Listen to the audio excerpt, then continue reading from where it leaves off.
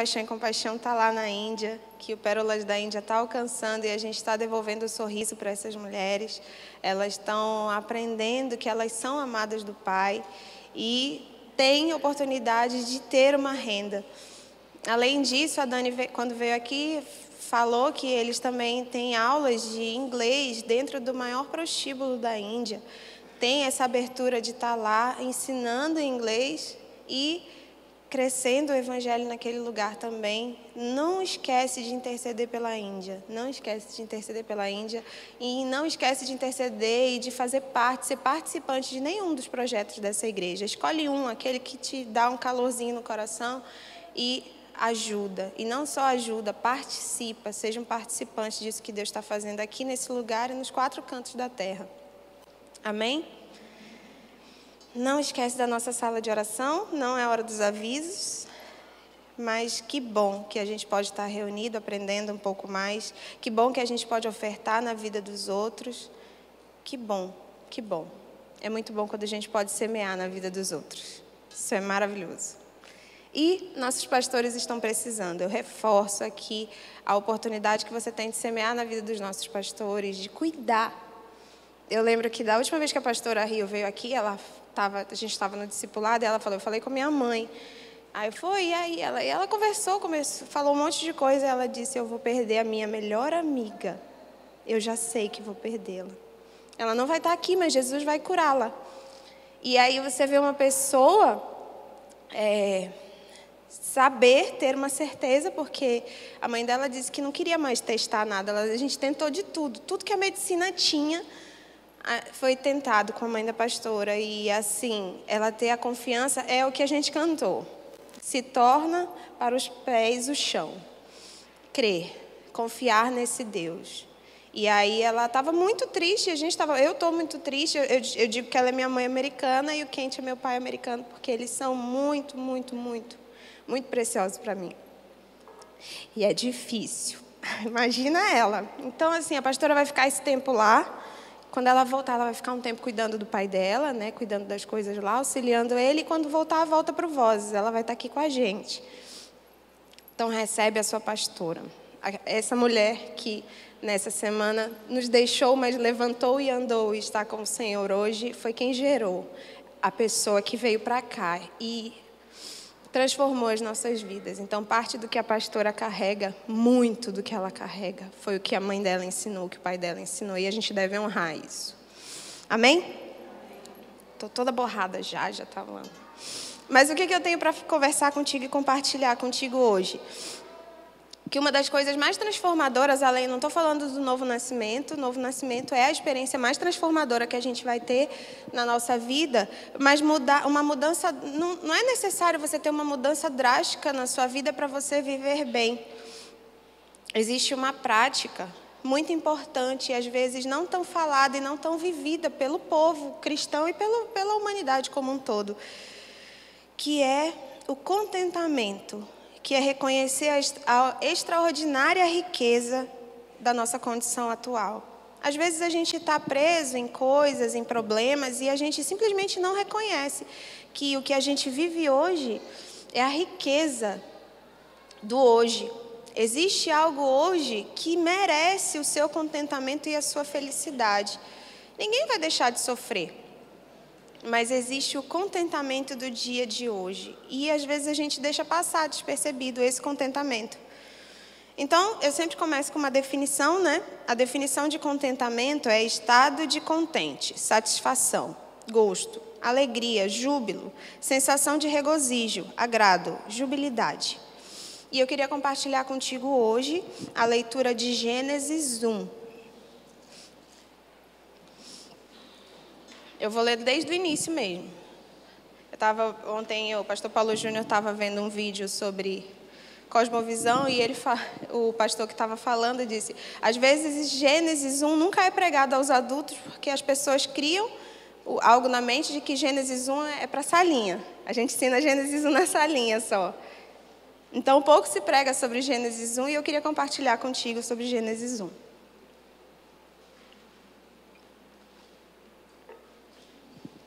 Eu estou um pouco fonfon também, já me desculpa desde agora, tá bom? Gênesis 1 diz assim, 1:1. No princípio criou Deus os céus e a terra. A terra, porém, estava sem forma e vazia. Haviam trevas sobre a face do abismo e o Espírito de Deus pairava sobre as águas. Disse Deus, haja luz, e houve luz. E viu Deus que a luz era boa, e fez separação entre a luz e as trevas. Chamou Deus a luz de dia e as trevas noite, e houve tarde e manhã do primeiro dia.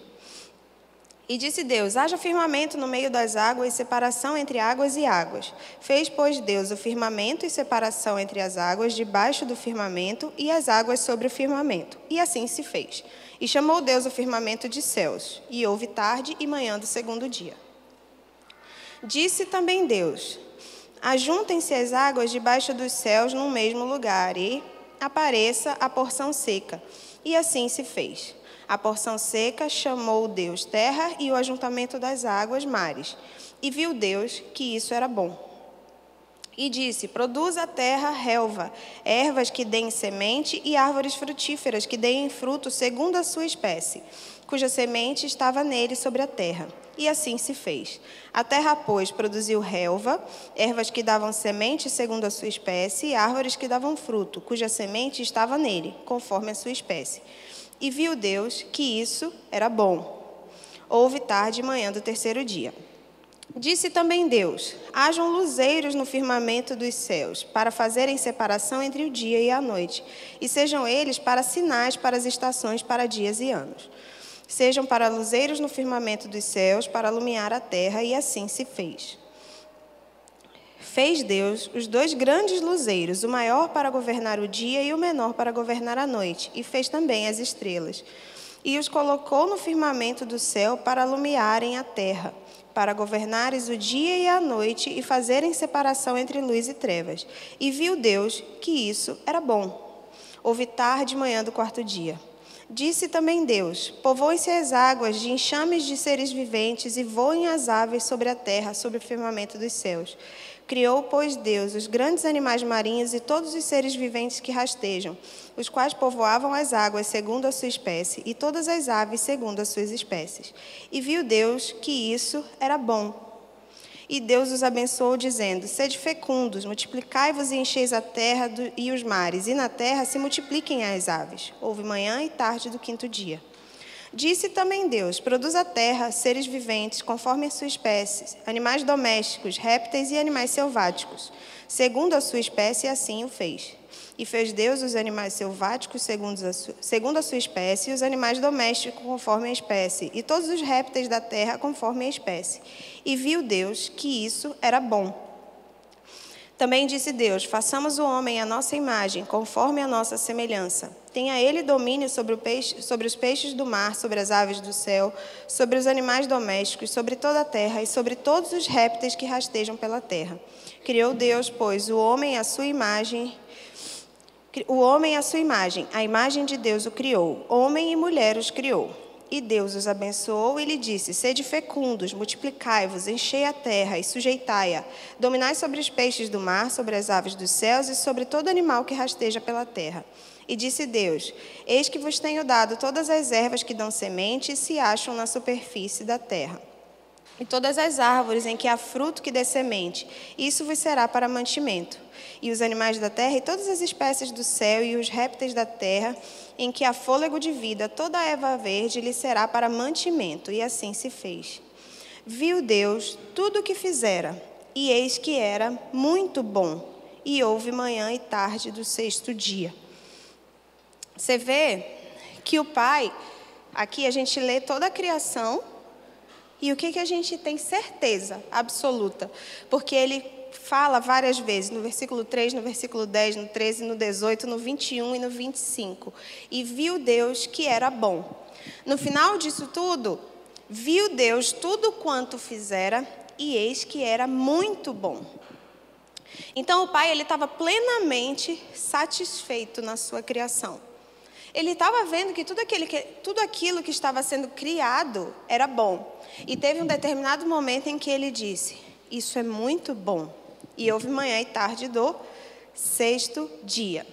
Depois do sexto dia, o que acontece? Dentro da criação, todo mundo que passou pela salinha Graças a Deus, isso é pregado lá também. E a gente vai começar a falar sobre Gênesis 1 também dentro aqui para os adultos. Mas todo mundo sabe que depois do 6º dia, o 7º dia foi o quê? O descanso. Deus, na sua criação, Ele se agradou de tudo aquilo que estava sendo criado. Ele é perfeito. No entanto, quando Ele contempla toda a criação, Ele fica satisfeito. E aí a gente percebe que a origem do contentamento está em enxergar as coisas com uma perspectiva divina. A gente só consegue estar satisfeito se a gente conseguir enxergar conforme Deus na criação ali estava fazendo. Ele viu toda a criação, Ele é perfeito. Deus é perfeito, nós não somos, mas Deus é. Então Ele poderia continuar criando. Você concorda comigo? Que Ele poderia continuar. Nossa, é bom, eu vou fazer mais. É bom, mas eu sou perfeito. É bom, mas vamos fazendo. Contentamento, o princípio dele é o quê? É olhar com essa perspectiva divina. Mas aí a gente vê o que Gênesis 2, do 1 ao 3 diz, né? Porque houve manhã e tarde do 6º dia. Aí, capítulo 2, versículo 1. Assim, pois, foram acabados os céus e a terra e todo o seu exercício. E havendo Deus terminado no dia 7 de sua obra que fizera, descansou nesse dia de toda a sua obra que tinha feito. E abençoou Deus o dia 7º e o santificou, porque nele descansou de toda a obra que fez como Criador. Daí a gente tira outra coisa que a gente aprende em Gênesis 1. Não só que Deus é perfeito, e Ele viu que tudo aquilo quanto Ele estava criando era perfeito. Quando chegou no 6º dia, Ele, não, é muito bom. E Ele descansou. Deus é perfeito e todas as suas obras são perfeitas. Ele poderia continuar desejando, Ele poderia continuar criando, mas Ele ficou satisfeito e descansou. É suficiente. E quantas vezes na tua vida você chega a essa conclusão? Nossa, eu tenho isso é muito bom, estou satisfeito, posso descansar. Outra coisa que a gente aprende em Gênesis 1 é que não só Ele é perfeito, e Ele tem contentamento, plenamente contente com a sua criação, mas a gente descobre que no contentamento há descanso. E se você segue a sua vida não contente, não satisfeito com o que você tem, você fica enfadado e cansado, porque você nunca chegou no ponto alto da sua vida. Nossa, tudo que eu tenho é muito bom, eu posso descansar. Descansar não no sentido de eu vou parar. Eu vou manter isso que eu tenho, mas eu vou ser grato. A gente aprende que eu preciso aprender a enxergar como Deus enxerga a sua criação. Um ser perfeito de Deus, nele havia contentamento naquilo que havia sido criado. Ele não precisava ficar comparando. Não, é suficiente. E a segunda coisa que a gente aprende em Gênesis 1 é que no contentamento há descanso. Você pode no 7º dia de descansar, porque é suficiente, é tudo que eu preciso. Mas é difícil a gente chegar a essa conclusão na maior parte do nosso dia a dia. A gente sempre acha que está faltando alguma coisa. Não é verdade? Eu fico vendo assim, às vezes lá em casa, a gente inaugura um novo cantinho da nossa casa. Aí a gente poxa, mas a gente pode fazer ali naquele outro canto, está vazio, vamos fazer outra coisa ali? Aí a gente inaugura aquele outro cantinho da casa. Eu já estou lá na extrema do meu quintal, pensando na próxima coisa que eu quero fazer. Próxima puxadinha. Porque eu não tenho um quintalzão com tudo feito, né? A gente está criando ainda as coisas lá, o complexo. Complexo de lazer e adoração. A gente vive pensando nisso e não tem um dia, lógico, e isso deve ter no nosso coração. Poxa, quando você conquista algo, você deve estar contente. E às vezes a gente conquista algo, é que nem uma vez eu vi nas redes sociais, fulano passou no vestibular. Aí vem um ser e diz, mas é privada, não é federal. Nossa, gente, vamos festejar o que o outro conseguiu. Contentamento, satisfação, sua e no do outro. Conseguiu um emprego. Mas nem ganha muito, né? Ué, pô, quantos desempregados a gente tem no mundo aí? No Brasil. Aí alguém consegue um emprego, você vai, mas quanto que tu ganha? Pouquinho, né? Não só você não contribui para o contentamento, como você atrapalha o outro de se satisfazer com aquela vitória.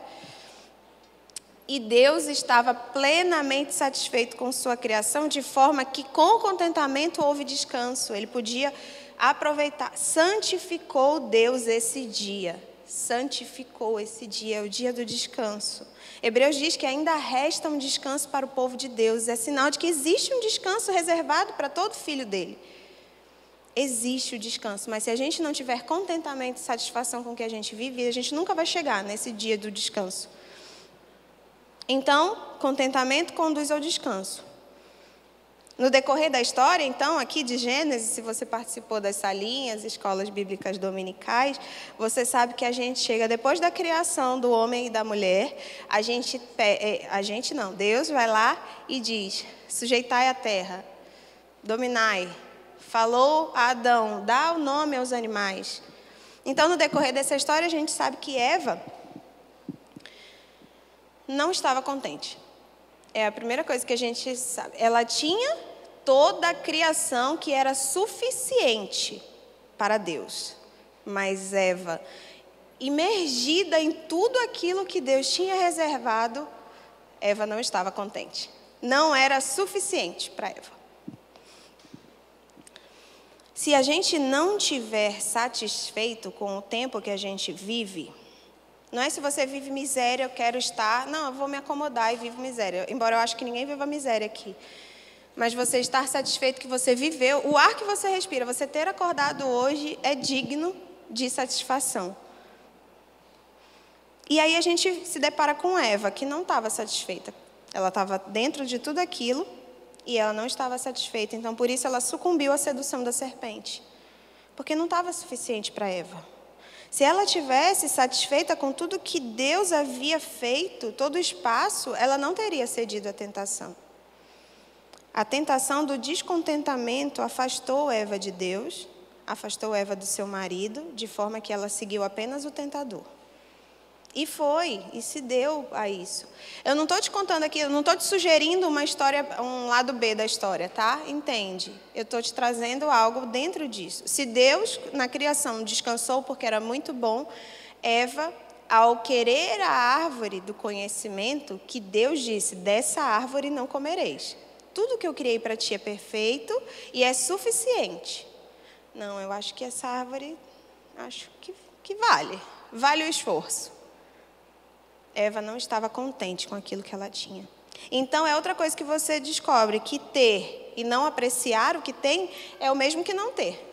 E você já foi esse tipo de pessoa, ou já viu esse tipo de pessoa, que você fala, nossa, essa pessoa tem tudo e ela ainda assim não é contente. Ela não está feliz. É lógico, a gente poderia estar muito melhor. Escolhe aí, eu estou melhor? Não, hoje eu queria ter amanhecido em tal lugar. Eu tenho um lugar que eu queria ter amanhecido. Mas não amanheci lá, eu amanheci aqui mesmo, com sinusite e é isso aí. Mas por que eu não vou estar contente com o dia de hoje? Esse é o dia que o Senhor já fez. Alegremo-nos. É isso que a gente tem que viver. Eu devo viver hoje? Lógico, eu poderia estar melhor, poderia estar, sei lá, qualquer coisa na minha vida. Sim, poderia, mas o que eu tenho hoje é suficiente para que eu me alegre com o que eu tenho. Se você para e olha algo ao seu redor, você vai encontrar alguém. Você vai encontrar alguma coisa, você vai encontrar alguma convicção que te diz que você deve sim estar contente com isso.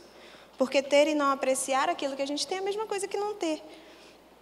Como criação, a gente precisa estar satisfeito nele. E assim estaremos satisfeitos, mesmo em não alcançar as nossas perfeições inalcançáveis, as nossas perfeições distorcidas e as nossas perfeições egocêntricas. Porque tudo aquilo que você ainda não tem, você anseia muito, pode estar dentro de uma dessas coisas. Pode ser inalcançável, pode ser distorcido ou egocêntrico. Porque aquilo que você tem hoje já te dá suficiência. O Senhor é suficiente para você. Você não vai alcançar o inalcançável. Tem que ter consciência disso, que eu poderia ser multimilionária, mas isso está inalcançável, pelo menos para mim, assim, não dá para eu amanhã acordar e estar nessa posição. E aí, eu vou viver uma vida de descontentamento? Não, eu preciso estar feliz com o que eu tenho. Estou lá, feliz com meus 2 filhos, meu marido, minha casa, meus 5 cachorros, eu tenho que estar feliz com aquilo. Se o cachorro fez xixi, fui eu que escolhi ele estar lá em casa. Eu não tenho que me descontentar com aquele dia só porque o cachorro fez xixi na minha cozinha, como hoje. A gente alcança essa satisfação naquele que é perfeito. Aquele que é perfeito criou o dia de hoje. Eu preciso me contentar nesse dia. Outra coisa que a gente vê depois da criação é que o Pai estava plenamente satisfeito em seu Filho. Jesus, quando veio em João 1, e o Verbo se fez carne e habitou no meio de nós, cheio de graça. E aí no batismo de Jesus são as poucas vezes em que a gente vê a manifestação vocal de Deus. Vocalizou, saiu um som do céu que dizia: este é o meu Filho amado em quem me comprazo, ou em quem tenho o meu prazer. Deus, quando Cristo encarnou, ele já sabia. Ou você acha que Deus não sabia? Que quando ele encarnou, o filho dele já tinha uma coisa para acontecer. Mas ele, no batismo, disse: esse é o meu Filho amado, em quem tenho o meu prazer. O Pai estava satisfeito em seu Filho. Ele é amado do Pai. E Cristo sabia disso. João 17, 22 a 24 diz: eu lhes tenho transferido a glória que me tens dado, para que sejam um, como nós o somos. Eu nele e tu em mim, a fim de que sejamos aperfeiçoados na unidade, para que o mundo conheça que tu me enviaste e os amaste, como também amastes a mim. Pai, eu desejo que os que me deste estejam comigo onde eu estou, e contemplem a minha glória, a glória que me outorgaste, porque me amaste antes da criação do mundo. Cristo sabia. O Pai estava tão satisfeito com o seu filho no batismo que esse é meu filho amado. Imagina, gente. É tipo as peças que a gente faz quando tem aquela voz. A gente gera espanto assim, mas tu não se assusta quando vem uma voz que tu não está esperando? Imagina o que foi para aquele pessoal que estava ali naquele batismo ouvir um som do céu. Esse é o meu filho amado em quem me comprazo. O pai estava plenamente satisfeito no seu filho e o filho sabia disso e estava plenamente satisfeito com a vontade de seu pai. Em Mateus 26, 37, no Getsêmani, embora Cristo estivesse triste e angustiado, ele sabia e estava satisfeito com a vontade de seu pai. Mas não seja feita a minha vontade, quero a tua vontade. Então o filho, mesmo triste, mesmo angustiado, ele tinha contentamento na vontade do seu pai. Cristo nos ensina então que esses sentimentos, angústia e tristeza, não são contraditórios ao contentamento. Isso não quer dizer, nossa, se eu estou triste e angustiado com uma situação, ou se eu estou sofrendo, isso quer dizer que eu não tenho contentamento. Não, Jesus estava triste profundamente. A palavra diz profundamente triste e angustiado. Mas ele estava contente com a vontade do Pai. Então, sentimentos como esse, de tristeza e angústia, não são contraditórios ao contentamento. Você fica triste. A minha pastora, quando falou sobre a mãe dela, ela estava chorando, mas ela estava feliz ainda assim, porque ela sabia que o Senhor, só o Senhor, só Ele. E eu poderia trazer infinitos exemplos aqui para ti hoje da Bíblia, porque você vê, o Senhor deu, o Senhor tomou, bendito seja o nome do Senhor. Eu tenho vários versículos para te dar, mas eu quero te incentivar a jubilar pela vitória do irmão que está do seu lado. Nós temos heróis aqui. Quando eu digo que nós temos heróis. Que mesmo em tristeza e profunda angústia, tem contentamento. Tu vai pedir para ele te explicar como é que você consegue viver isso aí. A pessoa vai dizer, eu não sei. Como é que minha pastora está lá cuidando do pai dela quando o coração dela está doendo? Ela vai dizer, é Deus. A base do contentamento é o amor a Deus. É olhar com a sua perspectiva. Então, eu não quero te dar um versículo. Eu quero te incentivar a procurar um herói dentro dessa casa e falar, como, mesmo em angústia e sofrimento, como você tem conseguido? A gente passou recentemente por várias, perdas, vidas que se foram. E eu vejo famílias aqui dentro, seguindo em frente. O que é isso, se não o contentamento mesmo com angústia e dor? Então, eu conheço alguns, mas eu tenho certeza que você conhece ou você é essa pessoa. Viva o contentamento. Tristeza e angústia não é contraditório, é isso. Jesus passou por isso também. Cristo nos ensina que esse sentimento não é contraditório, porque havia convicção e contentamento em se entregar à cruz. Filipenses 2, 5-8. Tende em vós o mesmo sentimento que houve também em Cristo Jesus, o qual, tendo plenamente a natureza de Deus, não reivindicou o ser igual a Deus, mas, pelo contrário, esvaziou-se a si mesmo, assumindo plenamente a forma de servo e tornando-se semelhante aos seres humanos.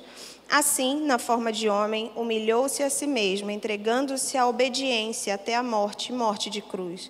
Por isso Deus também o exaltou sobremaneira, a mais elevada posição, e lhe deu o nome que está acima de qualquer outro nome, para que ao nome de Jesus se dobre todo o joelho dos que estão no céu, na terra e debaixo da terra, e que toda língua confesse que Jesus Cristo é o Senhor, para a glória do Deus Pai. No plano de redenção, a gente tem um pai plenamente satisfeito e um filho plenamente satisfeito em seu pai. Contentamento é amor a Deus. É o que a gente cantou aqui no início. Meu coração está disposto a te ouvir e obedecer. O filho tinha contentamento na vontade de seu pai. E aí a gente tem um versículo muito conhecido de Paulo, que está lá em Filipenses 4. Pode.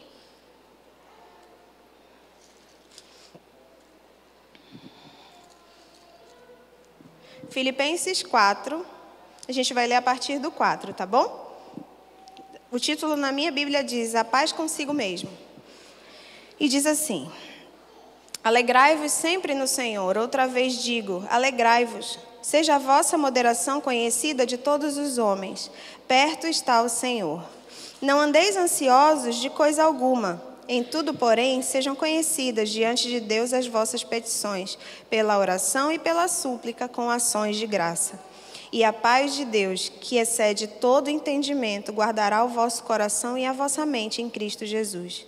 Finalmente, irmãos, tudo que é verdadeiro, tudo que é respeitável, tudo que é justo, tudo que é puro, tudo que é amável, tudo que é de boa fama, se alguma virtude há e se algum louvor existe, seja isso que ocupe o vosso pensamento.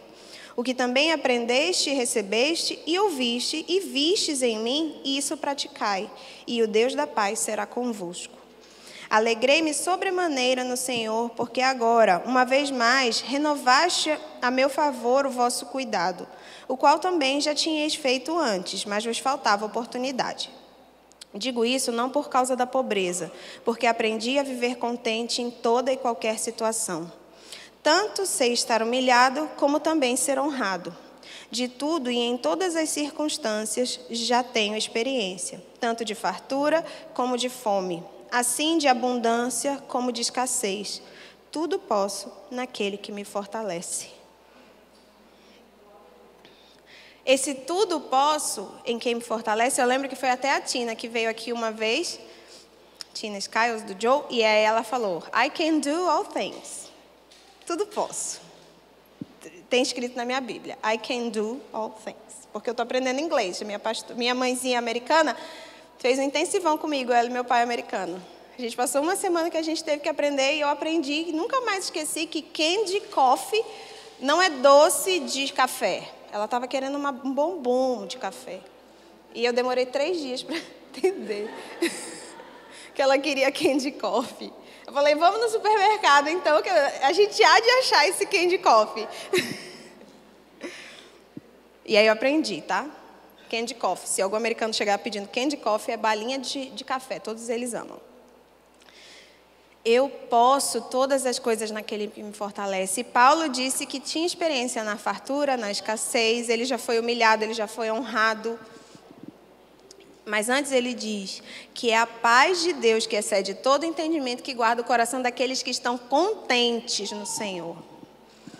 Aprender a se contentar e se satisfazer em Cristo, em toda a integralidade disso, é um processo que leva uma vida inteira. Porque todo dia a gente acorda feliz, na metade do caminho a gente já está chateado, que está faltando alguma coisa. Então, nessa caminhada de contentamento que a gente está aprendendo, eu queria te dar 3 lembretes. E depois dos 3 lembretes a gente vai finalizar. O primeiro deles é que nessa caminhada de uma vida inteira de contentamento, o primeiro deles é: relembre do estado de depravação total que você se encontrava antes de ser achado pelo Senhor. Isso já deve ser suficiente. Teu dia está muito ruim, está dando tudo errado e não tem nada, nada. Não consigo encontrar nada que me deixe feliz de estar vivo. Relembre do estado de depravação total que você estava antes de ser achado pelo Senhor. Porque quando a gente se depara com isso, o estado de depravação total que você tinha, você se depara também com a imensidão do amor de Deus por você, que te mantém vivo e te sustenta hoje. A gente se contenta nisso, que nós tivemos os nossos pecados perdoados e fomos salvos da morte eterna.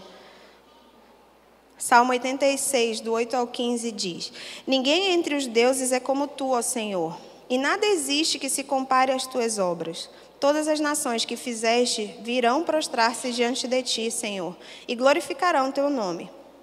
Pois tu és magnífico, realizas milagres maravilhosos. Em verdade, só tu és Deus. Revela-me, Senhor, o teu caminho, para que eu o siga em fidelidade para contigo. Orienta o meu coração para que eu tema o teu nome. De todo o coração te exaltarei, Senhor, meu Deus, e glorificarei para sempre o teu nome. Porque teu amor é tão generoso para comigo, que livraste minha alma de todos os poderes da morte. Ó Deus, os arrogantes se levantam contra a minha pessoa. Um bando de prepotentes atenta contra a minha vida. Gente que não faz caso de ti. Entretanto, tu, Senhor, és Deus compassivo e misericordioso, rico em paciência, amor leal e justiça. Porque tu, ó Senhor, me livraste de todos os poderes da morte. Isso já deve ser suficiente. No dia que você tiver dificuldade de reconhecer a felicidade de estar vivo, lembre do estado de depravação que você estava. Segunda coisa, entenda que nunca estaremos 100% satisfeitos nesse mundo. A eternidade está escrita nos nossos corações. Não há contentamento suficiente nessa terra que consiga satisfazer a gente plenamente. A eternidade está escrita nos nossos corações. Então a gente encontra contentamento quando a gente cessa de esperar satisfação plena nesse mundo e a gente se deleita nele. Eclesiastes 3, do 11 ao 14, diz assim: Ele fez tudo apropriado ao seu tempo. Também colocou no coração do homem o desejo profundo pela eternidade. Contudo, o ser humano não consegue perceber completamente o que Deus realizou. Sendo assim, compreendi que não pode haver felicidade para o homem a não ser a de alegrar-se e fazer o bem durante toda a sua vida. E descobri também que a própria condição de comer, beber e desfrutar das recompensas pelo seu trabalho é um presente de Deus. Compreendi ainda que tudo que Deus faz dura para sempre. Ao que Deus criou, nada se pode acrescentar. De modo igual, nada se pode subtrair. E este é o método de Deus para fazer com que a humanidade o ame reverentemente. A gente não pode acrescentar nada e não pode tirar nada. Mas ele inicia falando que no coração do homem plantou um desejo profundo pela eternidade. Não tem nada aqui que vá satisfazer a gente plenamente. Nada. Então, a única forma de eu me deleitar no tempo em que eu vivo hoje é o quê? Parar de esperar satisfação num acontecimento da minha vida e passar a me deleitar nele. O tempo todo, em toda oportunidade. Em toda oportunidade que eu tenho de murmurar, eu devo lembrar aquilo que ele já fez. Terceira coisa, aceite o espinho. Minha graça te basta. Você vê que Paulo pediu infinitas vezes: eu tenho um espinho, já pedi, eu já clamei, tira o espinho. Aceita o espinho, a graça te basta. Qualquer luta que a gente tenha que travar, Cristo já atravessou o vale. Ele já atravessou. Dói mesmo, dói muito e a gente não sabe como a gente vai aguentar. No momento em que a tristeza e a angústia chegam em ti, dói, não se faz de forte não, dói mesmo. Você não tem. Mas isso não deve te desesperar. Ele passou o vale. Ele passou o vale. Ele atravessou, ele não parou, ele atravessou o vale. Então, nele nós podemos todas as coisas. Aceita o espinho. A gente encontra contentamento e alegria em saber que Cristo sofreu para que tornasse o nosso libertador. Esse libertador passou pelo vale, morreu, morte de cruz, doída, suou sangue, mas ele é o nosso libertador. E nós vivemos para Deus, não é isso? O verdadeiro fundamento para esse contentamento são as promessas de Deus para a nossa vida. É de ver completo todo o plano, ver a pintura completa, como diz a minha pastora. É impossível encontrar contentamento em uma vida vivida para nós mesmos. E pensando sobre tudo que a gente quer nessa vida. É difícil manter o foco de onde estamos indo ou quão belas são as promessas do Senhor sem que nós o conheçamos. Por isso que tempo de devoção e leitura das Escrituras é tão importante. Porque eu preciso conhecer as promessas. Alguém vem, ora contigo, ele pode derramar uma promessa do Senhor e isso é muito válido, porque escreve, quando alguém dá uma promessa, escreve, guarda para o dia ruim. Quando esse dia mal chegar, eu vou ter isso aqui. Mas a leitura da palavra e devoção para conhecê-lo é o que vai te segurar também nesse dia de angústia e tristeza.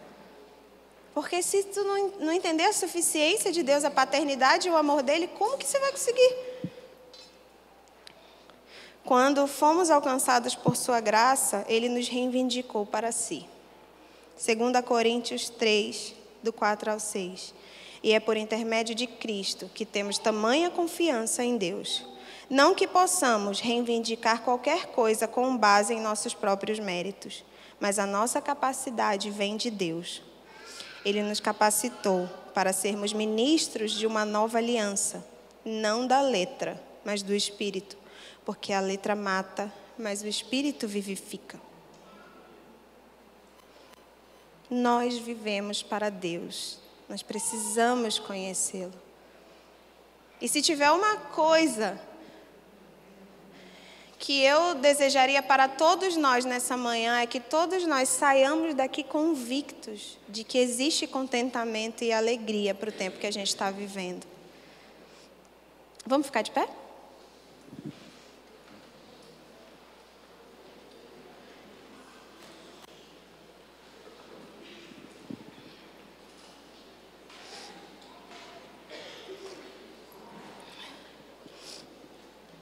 Eu vou ler para vocês Isaías 40, enquanto o pessoal está se arrumando aqui, a gente vai ter um tempinho de ser com Deus, para que isso seja gerado no nosso coração, esse contentamento, para que aquilo que impede a gente de viver isso seja exposto e para que Ele transforme a nossa vida. Isaías 40, do 18 ao 30, diz assim: Afinal, com quem Deus pode ser comparado? Com que ele se parece? Ora, ele não é como uma imagem ou como uma escultura feita por um artista, ou uma joia que um artesão funde e os ourives cobrem com ouro, para a qual modela correntes de prata? Também não se compara com o ídolo do pobre, que não pode comprar ouro ou prata, mas que adquire um pedaço de madeira nobre e procura um hábil marceneiro, a fim de produzir uma imagem que não caia e fique firme no seu lugar.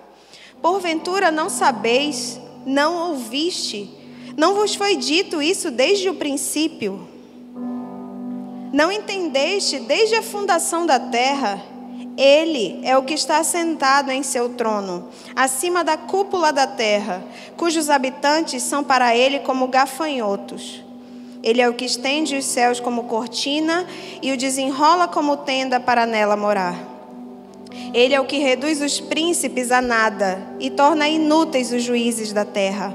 Mal são plantados e semeados, mal firmam raízes na terra e ele sopra sobre eles. Eles secam e a tempestade os leva como se fosse palha. Diz o Santíssimo: com quem me comparareis? Com quem eu me assemelho? Levantai os olhos e observai as alturas. Quem criou tudo isso? Foi aquele que coloca em marcha cada estrela do seu incontável exército celestial e a todas chama pelo nome. O seu poder é incalculável, inextinguível a sua força. Por isso, nenhum desses corpos celestes deixa de o atender prontamente. Por que, pois, reclama, ó Jacó, e por que te queixas, ó Israel? O Eterno não interessa-se pela minha situação. O meu Deus não considera a minha causa? Não sabeis, não ouviste, que o Eterno Yahweh, o Senhor, o Criador de toda a terra, não se cansa nem se fadiga? Sua sabedoria é insondável, seu conhecimento incompreensível. Faz forte ao cansado e multiplica vigor do que estão fadigados. Ora, até os jovens se cansam e ficam exaustos, e os moços tropeçam e caem. Mas aqueles que esperam no Senhor renovam as suas forças. Voam alto como águias, correm e não se fadigam, caminham e não se cansam. Deus, eu oro nessa manhã para que caia sobre cada um de nós, teus filhos, o contentamento de pertencer a esse Deus. O Deus que criou os céus e a terra e tudo que nela há e achou que era bom. O Deus que ao final do 6º dia, depois da criação do homem, viu tudo quanto tinha feito e eis que era muito bom. Eu oro para que o contentamento que houve, a santificação do descanso esteja presente nas nossas vidas. Que a gente viva uma vida de felicidade e contentamento, porque Tu atravessou o vale, porque vivíamos num tempo de perdição e de morte eterna, e o Teu Filho Jesus nos salvou disso, nos colocou nos altos lugares, e é por isso que temos lugar à Tua mesa. Eu oro para que cada um de nós aceite o espinho, se regozije naquilo que Tu já fez e tenha esperança, a esperança plantada no nosso coração. Eu oro para que ela cresça e frutifique. Ensina-nos a conhecer esse Deus poderoso. Ensina-nos a ter prazer em Tua palavra e devoção na Tua presença. Nós não somos nada sem Ti, Jesus. Vem e faz na nossa vida. Em nome de Jesus te agradecemos.